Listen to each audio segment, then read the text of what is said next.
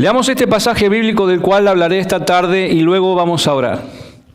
Así que les invito, como les dije nuevamente, Juan 8, 31 al 36.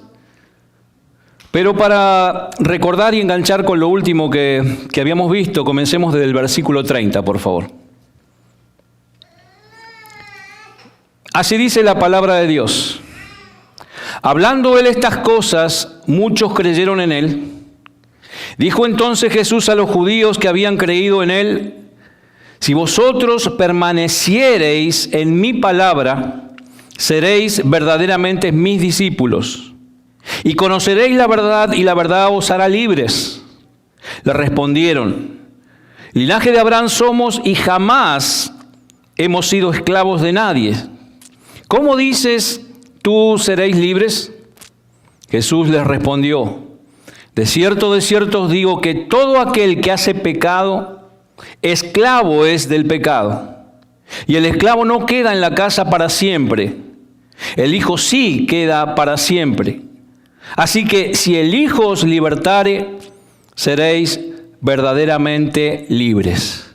Voy a hacer una pequeña introducción antes de comenzar con esto o meternos directamente en este pasaje. A lo largo de la historia, hermanos, el hombre o los humanos hemos buscado saber la verdad. Hemos buscado saber la verdad sobre la realidad, es decir, sobre lo que está bien y sobre lo que está mal, sobre lo que tiene sentido y propósito en la vida. Es por esto que han surgido filosofías interminables, cosmovisiones y sistemas religiosos en todos los siglos. Y cada uno se propone enseñar la verdad absoluta. Y todos, a su vez, anulan las verdades absolutas de los que vinieron antes. La creencia en que la humanidad por sí misma o por sí sola pueda formular un sistema filosófico perfecto, uno que explique con claridad o completamente toda la verdad, alcanzó su cumbre en la Ilustración, allá por los siglos XVII y XVIII.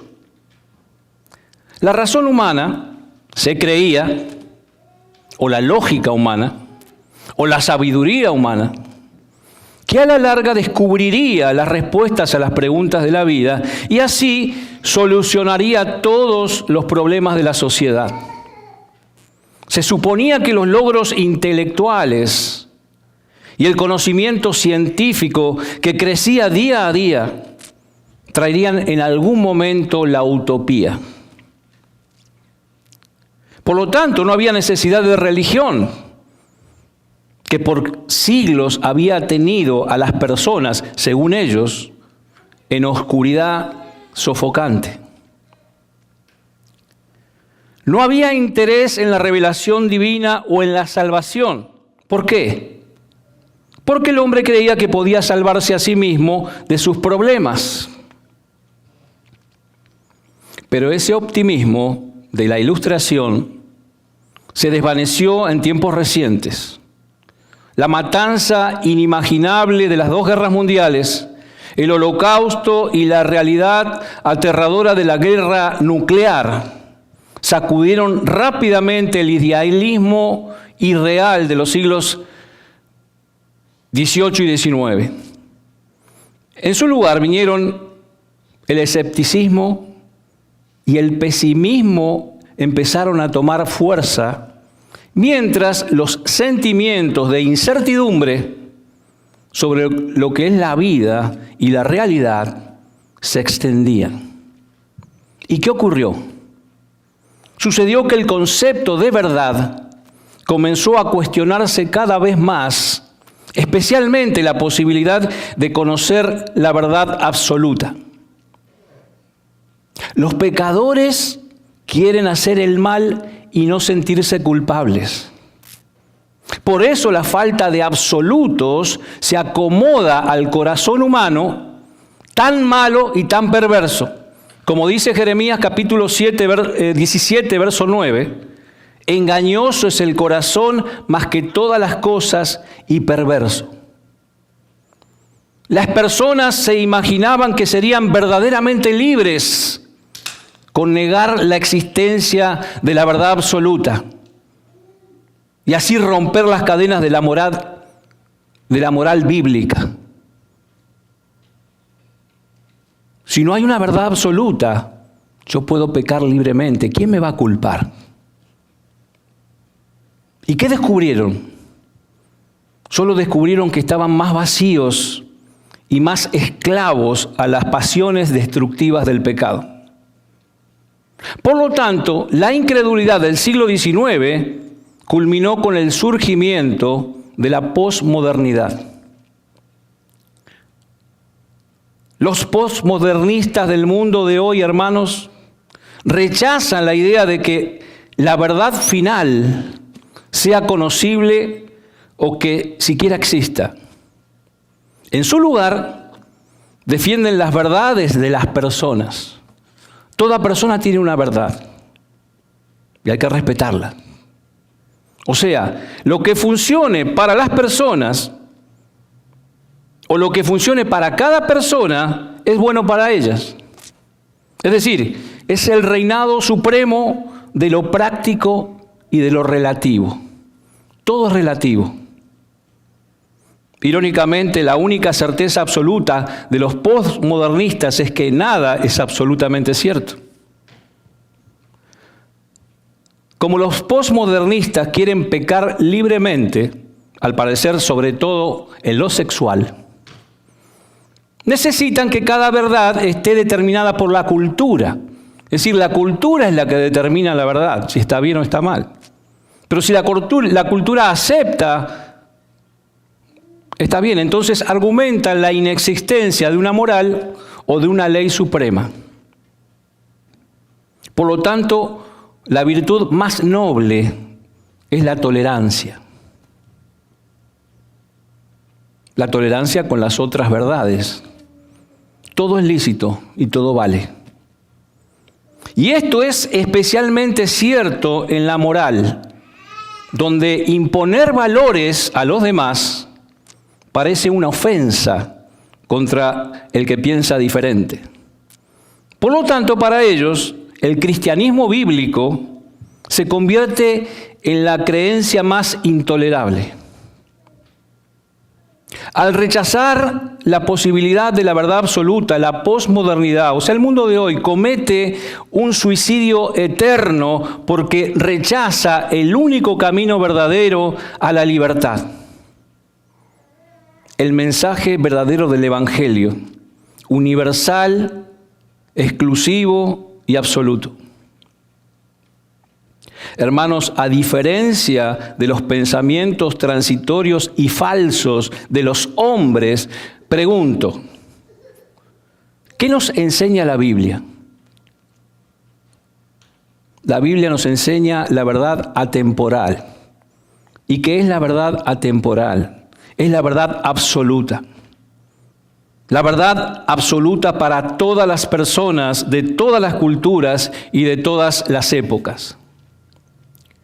La verdad sobre Dios y el hombre, la verdad sobre el bien y el mal, la verdad sobre la muerte y la vida, y especialmente el camino a la salvación y sobre todas las esferas de la vida. Mientras el mundo se agarra de su propia y falsa sabiduría, que es como la Biblia dice en Santiago capítulo 3, verso 15, terrenal, animal y diabólica, los creyentes tenemos en las Escrituras la roca sólida de la verdad divina. Estas sagradas Escrituras, hermanos, nos declaran que Jehová es Dios de verdad, que Jesús está lleno de verdad y que el camino es Jesús, el camino, la verdad y la vida. Y que el Espíritu Santo es Espíritu de verdad. Que la Biblia es la palabra de verdad. Tal como Jesús oró al Padre en Juan capítulo 17, verso 17, cuando dijo, santifícalos en tu verdad. Tu palabra es verdad. Las Sagradas Escrituras nos declaran la verdad de Dios, que como Él es eterna y no cambia.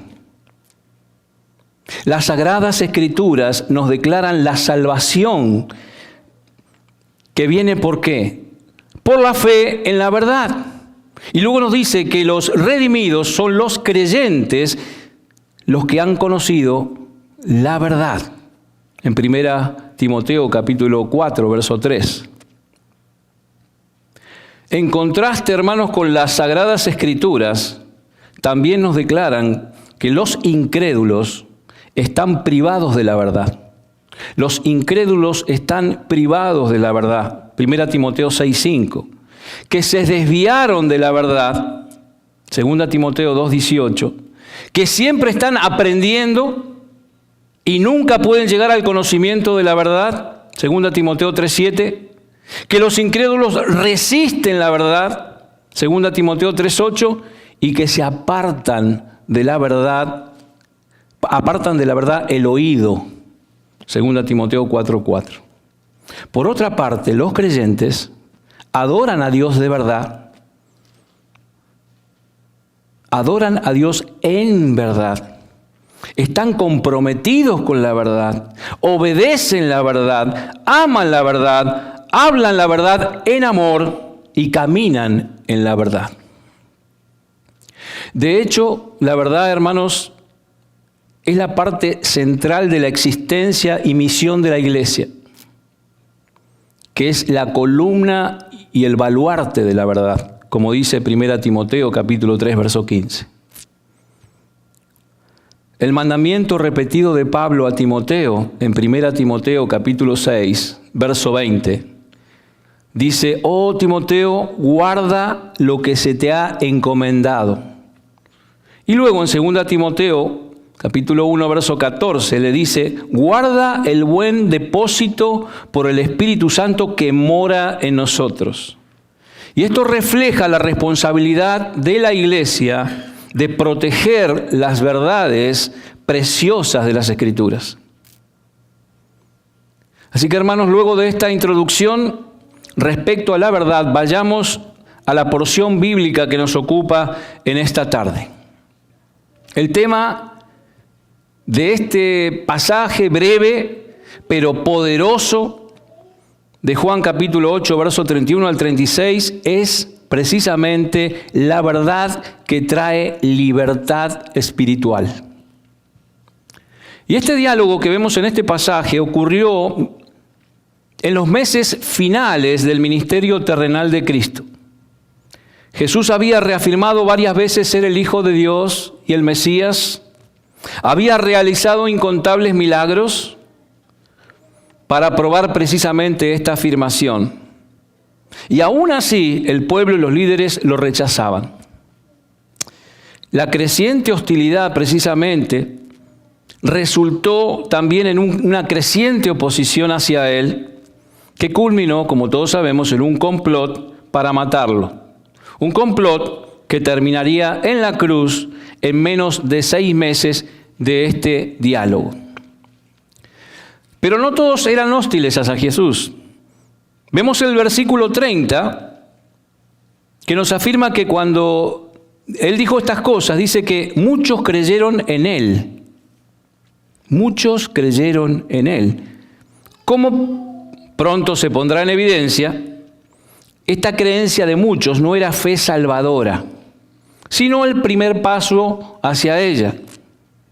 Por lo tanto, el objetivo del Señor en esta sección era señalar la fe salvadora y total en Él. Es decir, el tipo de fe que los haría verdaderamente libres del pecado, de la muerte, de Satanás y del infierno. Verdaderamente libres. Luego expuso la pretensión de libertad, o sea, las nociones falsas que engañaban a estos judíos a creer que eran salvos de verdad, como muchos hoy, que creen ser salvos.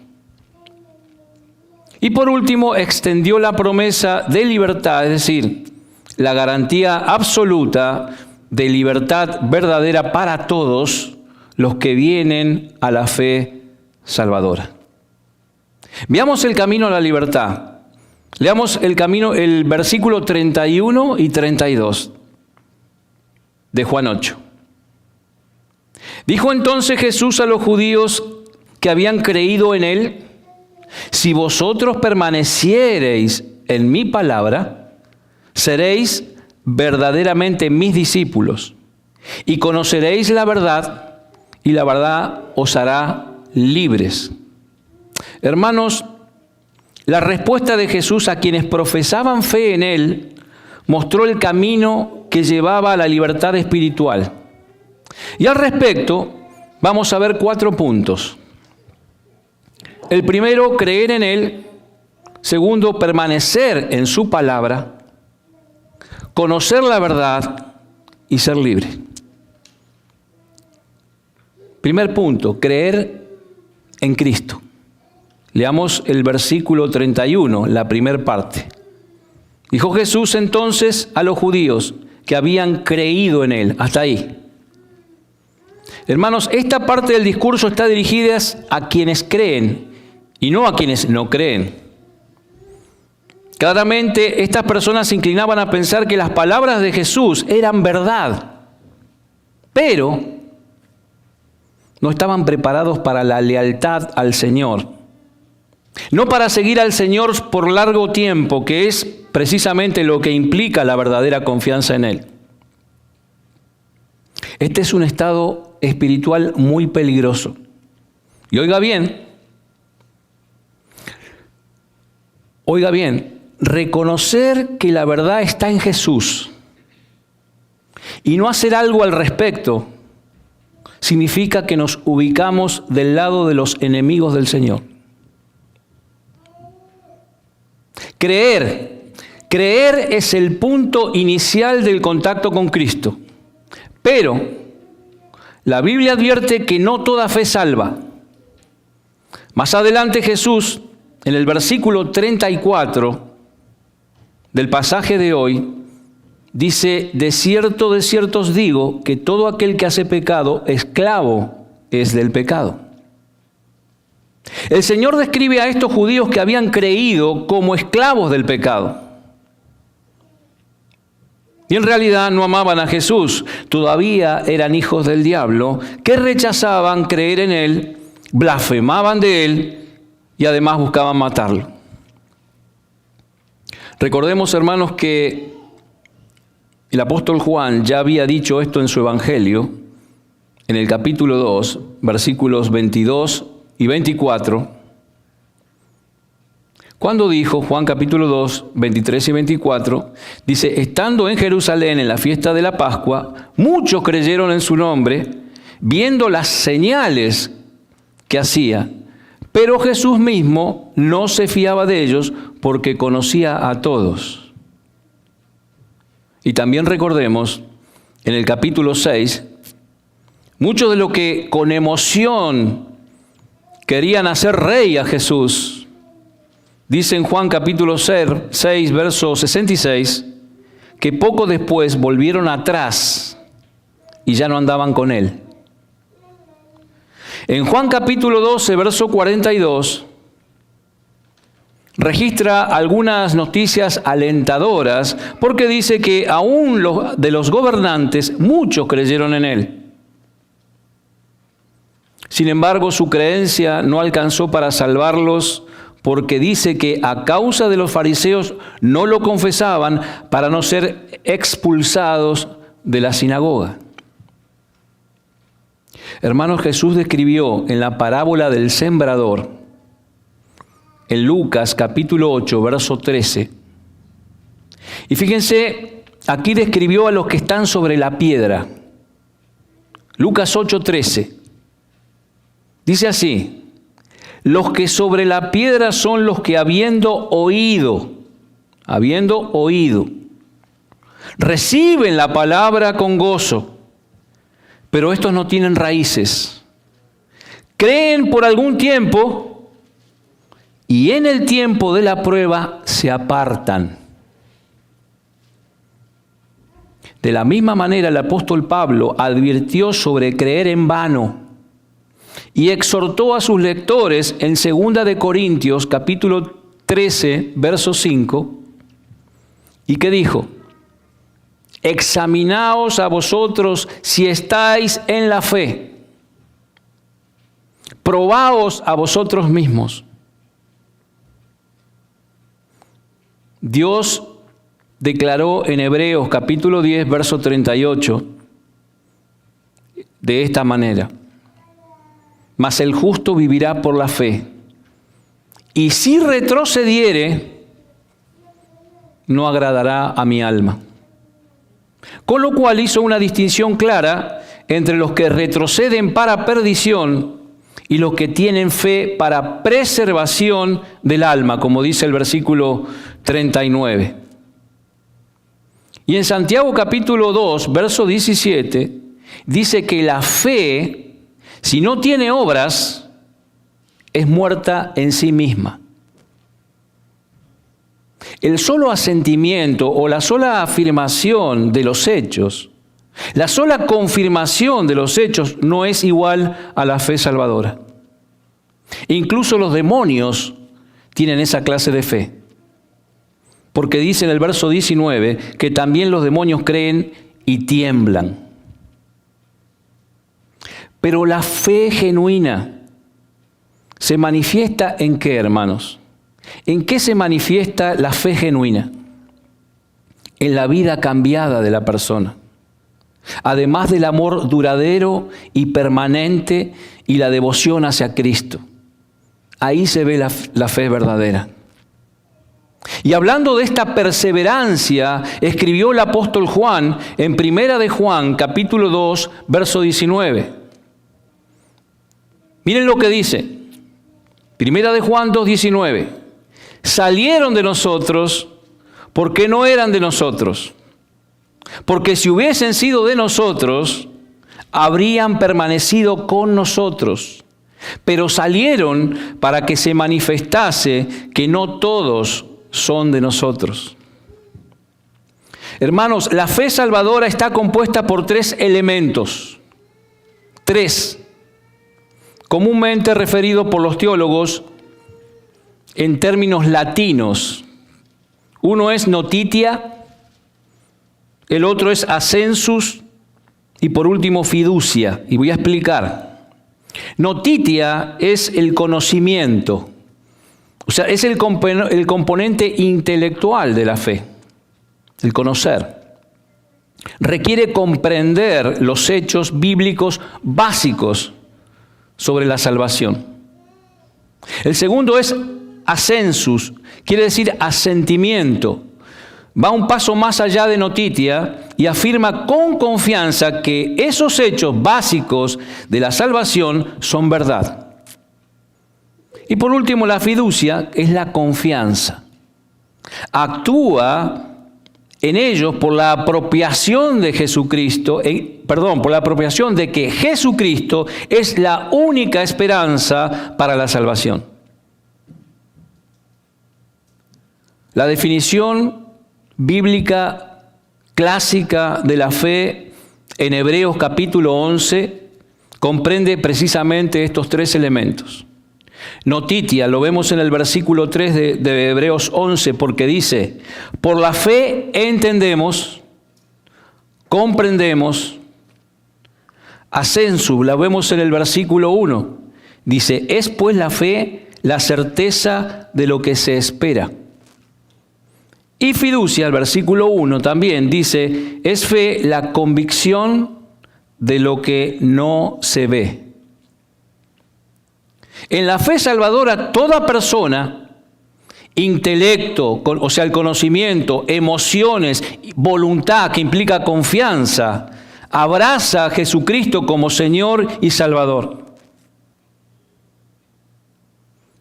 Y precisamente en la parte restante del capítulo 11, el escritor de Hebreo da ejemplos de personas cuya fe no disminuyó a pesar del sufrimiento, a pesar de la persecución, inclusive de la muerte.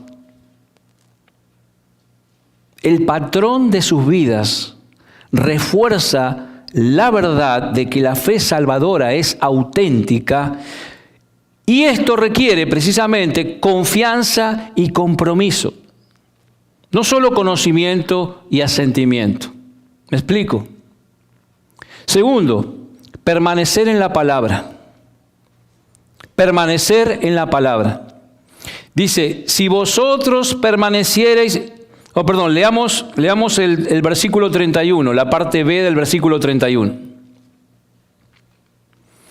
Si vosotros permaneciereis en mi palabra, seréis verdaderamente mis discípulos. Hermanos, quienes tienen la fe, cuya confianza es real y salvadora, quienes son verdaderamente, en realidad, discípulos de Jesucristo, permanecerán, seguirán, se mantendrán en la fe y en la obediencia a su palabra. Fíjense, el tiempo presente del verbo eimi, traducido que dice seréis, cuando dice seréis verdaderamente mis discípulos, sugiere que Jesús no les estaba diciendo los requerimientos para llegar a ser un discípulo. No dijo, si permanecen en mi palabra, llegarán a ser mis discípulos auténticos. No. Lo que él declaró fue que la naturaleza del verdadero discipulado consiste en la obediencia continua a su palabra. ¿Me comprenden? La obediencia continua en su palabra. Las Escrituras afirman reiteradamente, hermanos, que solo quienes obedecen a Jesucristo en sus mandamientos, en la ley, en toda la Escritura, son discípulos verdaderos. Y para esto quiero apoyarme en algunos pasajes de lo que dice sobre esto la Escritura. Por ejemplo, Mateo capítulo 12, versos 50. Mateo 12, 50 dice, porque todo aquel que hace la voluntad de mi Padre, que está en los cielos, ese es mi hermano y hermana y madre. Si vamos a Juan 14, versículo 15,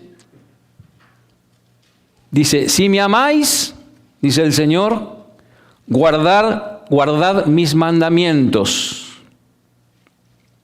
Juan capítulo 14 también, pero versículos 23 y 24.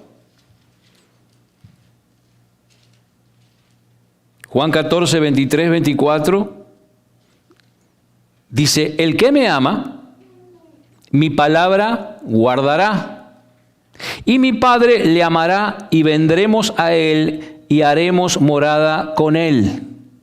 El que no me ama, no guarda mis palabras, y la palabra que habéis oído no es mía, sino del Padre que me envió. Si vamos un poquito más adelante, Juan capítulo 15, verso 10,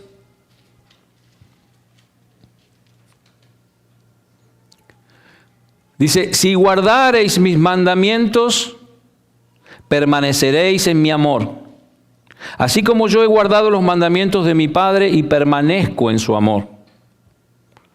Ahí mismo en el versículo 14 de Juan 15, dice, vosotros sois mis amigos si hacéis lo que yo os mando. Luego vayamos a Primera de Juan, capítulo 2, versículo 4 al 6. Primera de Juan 2, 4, 6. Miren lo que dice aquí. El que dice, yo le conozco, a Cristo, ¿verdad? Y no guarda sus mandamientos, el tal es mentiroso, y la verdad no está en él. Pero el que guarda su palabra, es decir, el que obedece las Escrituras, el que obedece sus mandamientos, el que obedece la ley, en este verdaderamente el amor de Dios se ha perfeccionado. Por esto sabemos que estamos en Él. El que dice que permanece en Él debe andar como Él anduvo. Primera de Juan, ahí también, capítulo 3, verso 24.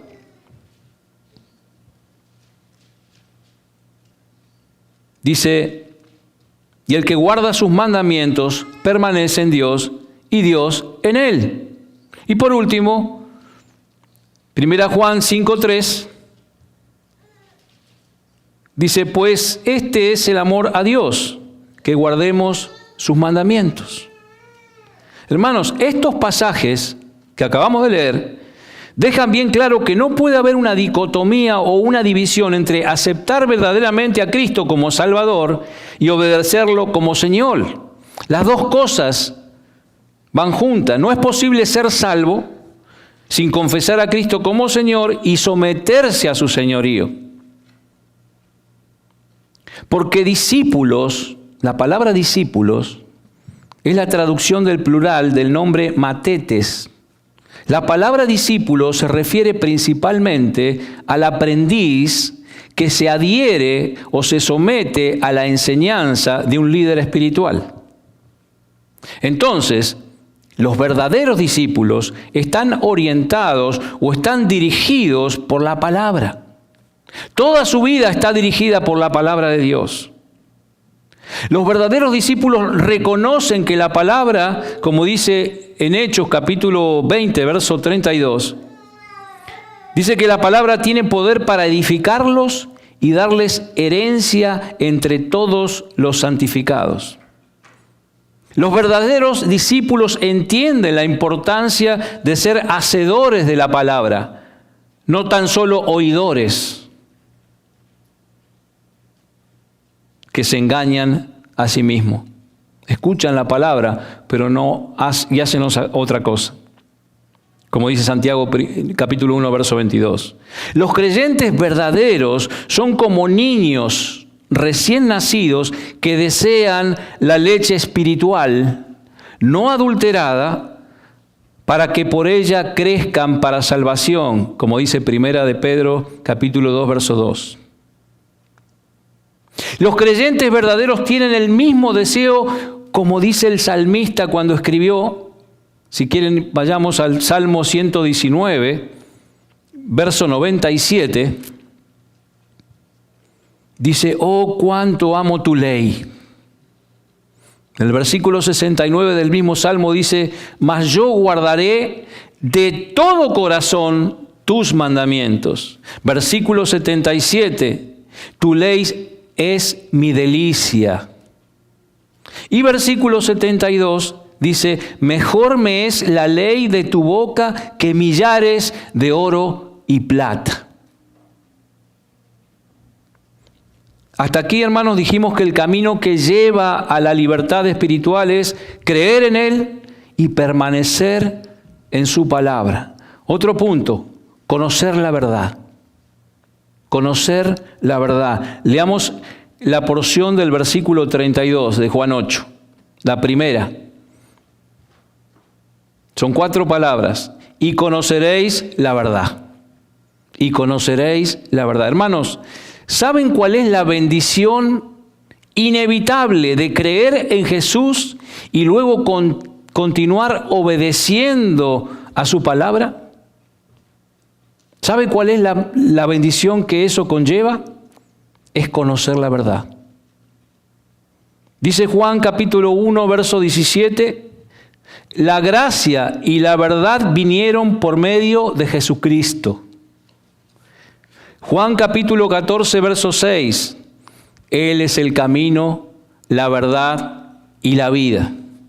Y Efesios capítulo 4, verso 21 dice, la verdad está ¿en quién? En Jesús. Hermanos, ese conocimiento es revolucionario. Es revolucionario en este mundo posmoderno. ¿Por qué? Porque se ha abandonado la esperanza de descubrir, como dije al principio, la verdad absoluta. Como ya no hay verdad absoluta, este conocimiento es revolucionario porque hay una sola verdad. Así como Pilato, que hizo esa pregunta cínica, ¿recuerdan Juan capítulo 18, verso 38, cuando preguntó, ¿qué es la verdad? ¿Recuerdan? Dijo Pilato, ¿qué es la verdad? Así también los escépticos modernos se quedan solo con su ignorancia y su desorientada desesperación, que es precisamente el fruto de su búsqueda inútil, sin sentido, de la verdad sin Dios. No hay verdad sin Dios. No hay. No existe. Es un absurdo, porque la única verdad está en Dios. Hermanos, la verdad no viene solo de conocer la revelación de las Escrituras en cuanto a Cristo, viene también de la instrucción del Espíritu Santo, el Espíritu de verdad. El apóstol Juan se refirió a la enseñanza del Espíritu a los creyentes en 1 Juan capítulo 2, verso 27, cuando escribió, 1 de Juan capítulo 2, verso 27. Pero la unción que vosotros recibisteis de Él permanece en vosotros, y no tenéis necesidad de que nadie os enseñe. Así como la unción misma os enseña todas las cosas y es verdadera y no es mentira, según ella os ha enseñado, permaneced en Él. Las Escrituras son la revelación de la verdad divina. En ellas, en las Escrituras, Jesucristo, la verdad encarnada, se revela. Y el Espíritu Santo enseña por medio de ella la verdad a los creyentes. Entonces, de esta misma manera, Jesucristo oró en Juan capítulo 17, verso 17, dijo, santifícalos en tu verdad, tu palabra es verdad.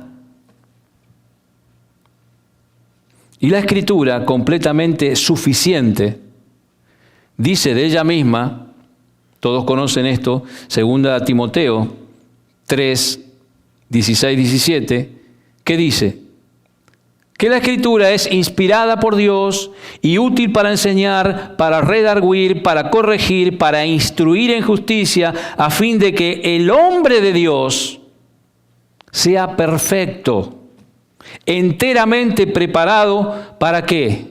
Para toda buena obra. Ese es un verdadero creyente. Y no solo el hombre de Dios, o el predicador, el maestro, sino todos los que por él son instruidos. Entonces, resumiendo hasta aquí, hermanos, respecto al camino que lleva a esa libertad individual, vimos creer en Él, permanecer en su palabra, es conocer la verdad y por último, ser libre. Leamos el versículo 32, la parte B, que dice, la verdad os hará libres. La verdad os hará libres. Entonces, creer en Jesús, obedecer su palabra, conocer la verdad, trae libertad espiritual. Y esa libertad es multifacética. Es decir, tiene varios aspectos e incluye la libertad de las ataduras de la falsedad. Uno ya distingue que es falso y que no. La libertad de las ataduras de Satanás.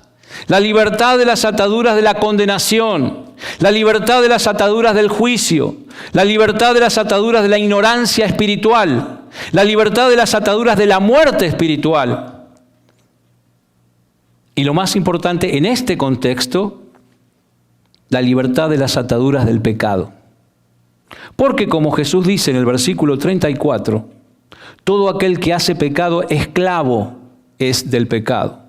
Si usted cree que es libre, está pecando y pecando permanentemente, usted es un esclavo, usted no es libre. Hermanos, Jesús vino al mundo para liberar a los pecadores perdidos, dice en Lucas capítulo 19, verso 10. En la sinagoga allá en Nazaret, que era su pueblo, el Señor aplicó las siguientes palabras de Isaías a su ministerio. Lo vemos en Lucas capítulo 4, verso 18. El Espíritu del Señor está sobre mí, por cuanto me ha ungido para dar buenas nuevas a los pobres. Me ha enviado a sanar a los quebrantados de corazón, a pregonar libertad a los cautivos y vista a los ciegos y a poner en libertad a los oprimidos. Entonces, hermanos, quienes son verdaderamente libres en Cristo deben oír atentamente la advertencia que dijo Pablo a los Gálatas, en Gálatas capítulo 5, verso 1. Fíjense lo que dijo, es una advertencia. Dijo, estad pues firmes en la libertad con que Cristo nos hizo libres, y no estéis otra vez sujetos al yugo de la esclavitud, que es el pecado. Entonces vimos el camino a la libertad. Segundo, la pretensión de libertad. Leamos versículos 33 y 34. Fíjense lo que le respondieron a Jesús. Le respondieron, linaje de Abraham somos, jamás hemos sido esclavos de nadie. ¿Cómo dices tú, seréis libres? Jesús les respondió, de cierto os digo, que todo aquel que hace pecado, esclavo es del pecado. Hermanos, de una manera indignante, los judíos insistieron en que ya eran libres y rechazaron la oferta de salvación de Jesús. Así que les respondieron, linaje de Abraham somos y jamás hemos sido esclavos de nadie. ¿Cómo dices, tú seréis libres? Claro, ellos seguramente se referían a la libertad espiritual y no a la política, porque habían sido esclavos de Egipto, de Asiria, Medo-Persia, Grecia, Siria, y ahora estaban de esclavos de Roma. La seguridad de ellos que ellos tenían en su identidad como linaje o como descendientes de Abraham, les daba esa confianza en que cuando tenían una atadura pagana, eran espiritualmente libres en lo nacional. Pero en realidad, la libertad a la que Jesús se refería no se derivaba de la identidad racial o religiosa. Pablo escribió al respecto en Romanos capítulo 2, versos 28 y 29. Dijo lo siguiente, pues no es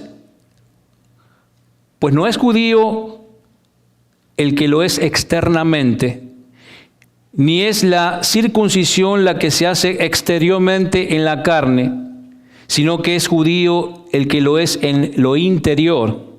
Y la circuncisión es la del corazón, en espíritu, no en letra, la alabanza de la cual o del cual no viene de los hombres, sino de Dios.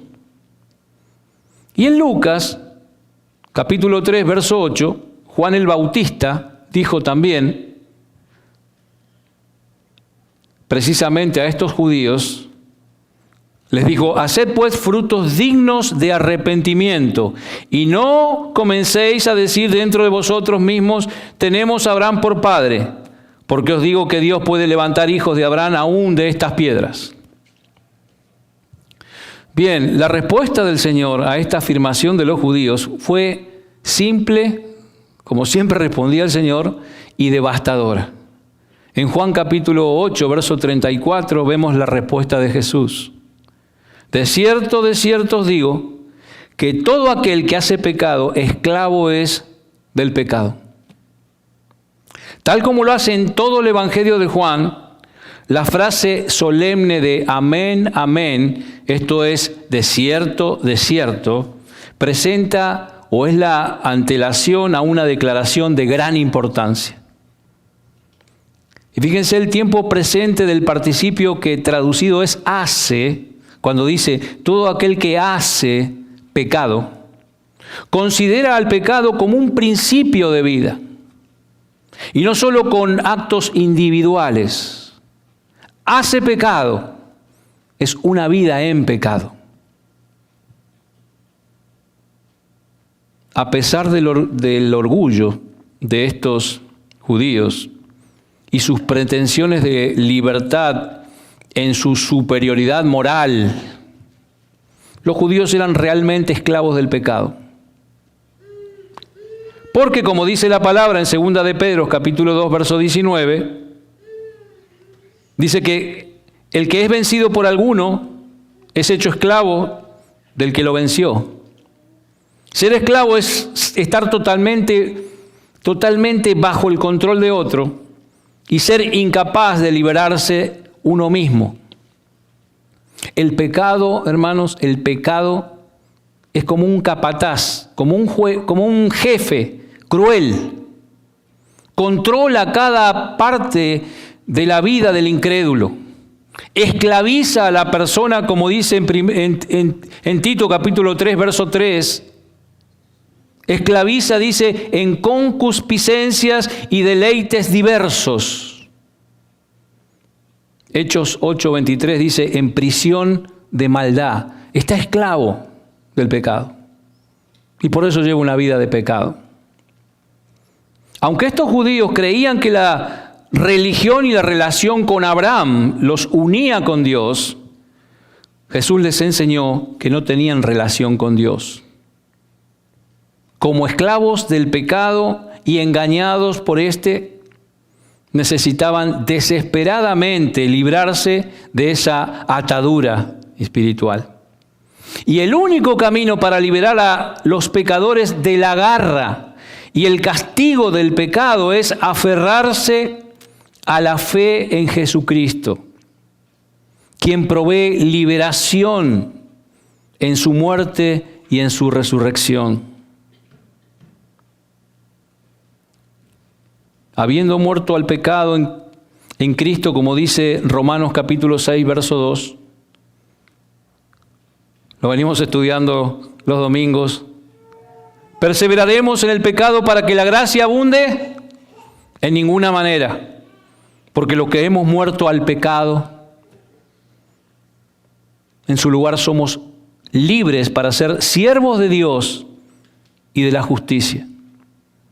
Somos libres para servir al Señor, para someternos a Él. Como dice Romanos también 6, 22, mas ahora que habéis sido libertados del pecado, ya hemos sido liberados del pecado y hechos siervos de Dios, tenéis por vuestro fruto la santificación y como fin la vida eterna, ni más ni menos. Y por último, para terminar, la promesa de la libertad. Versículos 35 y 36. Dice, y el esclavo no queda en la casa para siempre. El Hijo sí queda para siempre. Así que si el Hijo os libertare, seréis verdaderamente libres. El Señor usó de nuevo la analogía de la esclavitud en estos dos versículos, pero con propósitos diferentes. En su declaración del versículo 35, según la cual el esclavo no queda, dice, en la casa para siempre, pero el Hijo sí queda para siempre, es una advertencia. El Hijo tiene derechos permanentes en la casa, el esclavo no. Aunque los judíos eran descendientes de Abraham, eran como esclavos, no como hijos. Y estaban en peligro de perder para siempre los privilegios que habían recibido. Precisamente en Mateo capítulo 8, versos 11 y 12, el Señor les dijo como advertencia, Mateo 8, 11, 12, y os digo que vendrán muchos del oriente y del occidente y se sentarán con Abraham e Isaac y Jacob en el reino de los cielos, mas los hijos del reino serán echados a las tinieblas de afuera. Allí será el lloro y crujir de dientes. Solo quienes reciben a Jesucristo como Hijo de Dios, desciendan o no de Abraham, son los verdaderos hijos de Dios. Y en el versículo 36 Jesús reiteró su promesa, la que había dicho en el versículo 32, y declaró que a quienes el Hijo libertare serán verdaderamente libres. como el hijo que gobierna en la casa de Dios, como dice Hebreos 3:6, Jesús tiene la autoridad para liberar a quienes depositen su fe en Él, liberarlos del pecado y hacerlos hijos de Dios. Él dice en Romanos capítulo 8, verso 2, los que ha librado de la ley del pecado y de la muerte. Y no solo los libera, también los adopta y los lleva a la casa de Dios y los lleva a una posición de esclavitud a una posición de hijo. Como dice Romanos capítulo 8, verso 17, y si hijos, también herederos, herederos de Dios y coherederos con Cristo, si es que padecemos juntamente con Él, para que juntamente con Él seamos glorificados. Hermanos, tenemos un nuevo destino y tenemos nuevos deseos. Jesucristo es la fuente de todo y Él es el contentamiento de todo. No nos hace más falta. Él nos dio un nuevo deseo y Él es el nuevo deseo. Así que si el Hijo os libertare, seréis verdaderamente libres. Este es el mensaje. Jesús no solo está dándole información a estos judíos, está dándole una invitación. Confíe en Él, atesórele. Él murió y resucitó para hacerle realmente libre. Y voy a terminar con el himno de una canción que pienso que resume esto bien. El himno se llama «Cómo en su sangre pudo haber», de Charles Wesley, y dice así: mi alma, atada en la prisión, anhela rendición y paz.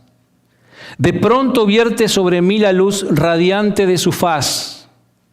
Cayeron mis cadenas y vi mi libertad y le seguí.